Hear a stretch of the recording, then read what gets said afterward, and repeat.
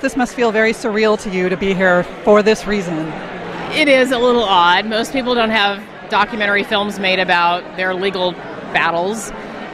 We're really lucky, not only that they made a film, but that worked out the way that we hoped it would, that California does not have Proposition 8 anymore. What was the thought process to say, you know what, yeah, we're willing to not just take on this battle, but to have it documented so that history can see it, that other fellow Americans can see it? What made you decide to do that, or what was the impetus for that? You know, our decision was really around being involved in the case and becoming plaintiffs in the case, and that decision was made very carefully.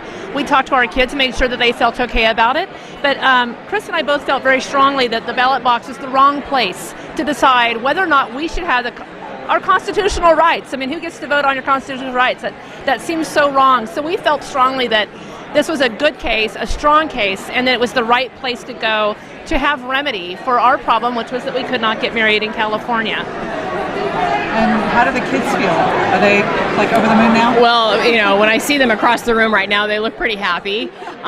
It's a really good thing to have a battle over with, to be the one who won, and also to be a part of history as well. They're very proud of our effort. They really want us to be happy. They're really happy it's over. You know, the kids are relieved. What's the reaction? Has it pretty much mostly been positive, or have there still been some people that have been like, yeah, still not so much?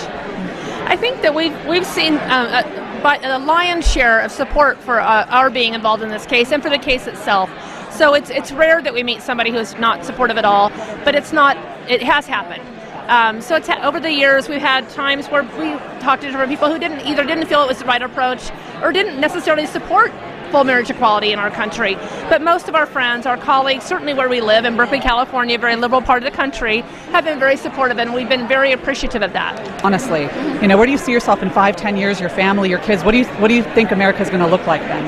Well, we hope in 5 or 10 years all states have marriage equality, and that there's real progress on discrimination protections overall, that it's not only about serving in the military or being married. Those are huge institutions, but there are a lot of people out there right now who are fearing for their jobs, their whole way of making a living and supporting their family, that shouldn't have to feel worried that being who they are in the workplace will cause them to be fired.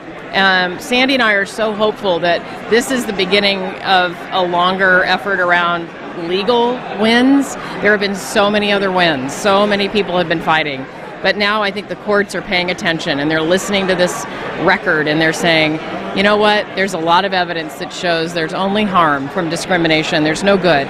And we want the film to help in that regard as well. The courts aren't the place to decide that. Mm-hmm. When you want constitutional protection, you have to go to the federal courts. Our own state, the beautiful state of California, one I worked for and respect very much, where we pay our taxes, where we own our home, where we raised our children, did not allow us to be married, would not offer us that one basic protection no matter what we did in exchange. That was an uneven, unfair contract with our state, and we're so happy now that it's reciprocal. We pay taxes, we own a home, we contribute to our children's school, and in exchange for that, if Sandy falls ill, if something goes wrong, we can be there for each other, we can take care of each other, which is actually beneficial to everyone. And this is the right thing. Absolutely agree.